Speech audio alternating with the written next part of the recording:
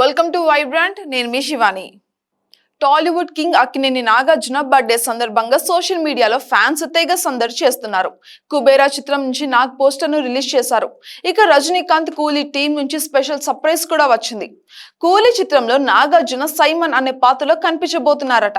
ఇక నాగ్ పుట్టినరోజు సందర్భంగా ఈ పోస్టర్ తో అప్డేట్ అయితే ఇచ్చారు మూవీ టీం. మరోవైపేమో విడుదల పార్ట్ 2 రిలీజ్ డేట్ ప్రకటించారు. ఇక డిసెంబర్ 20న ఈ చిత్రాన్ని రిలీజ్ చేస్తున్నట్టుగా ప్రకటించారు. డిసెంబర్ 20న రామ్ చరణ్ శంకర్ గేమ్ రాబోతున్న సంగతి మనకు తెలిసిందే. ఇక ఇప్పటి వరకు అయితే ఈ మూవీ రిలీజ్ డేట్ ను అధికారికంగా ప్రకటించలేదు. కానీ క్రిస్మస్ కు ఖచ్చితంగా రిలీజ్ అవుతుందని దిల్ రాజు అయితే చెప్పేశారు. ఇక గేమ్ చేంజర్ డిసెంబర్ 20న ఫిక్స్ అని కూడా అంతా అనుకున్నారు. కానీ డిసెంబర్ 20కి పోటీ రోజు రోజుకి పెరుగుతూనే ఉంది. ఆల్రెడీ ముఫాసా, లయన్ కింగ్ కూడా అదే డేట్ కి వస్తుంది. బాలీవుడ్ నుంచి కూడా బరిలోకి చిత్రాలు దిగుతున్నాయనే చెప్పాలి.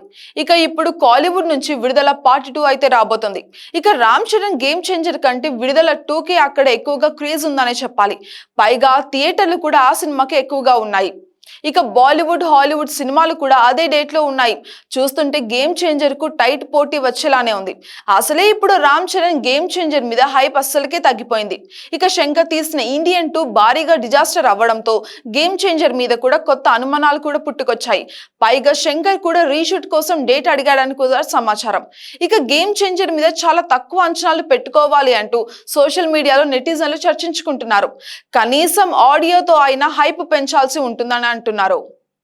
For more updates, subscribe to Vibrant.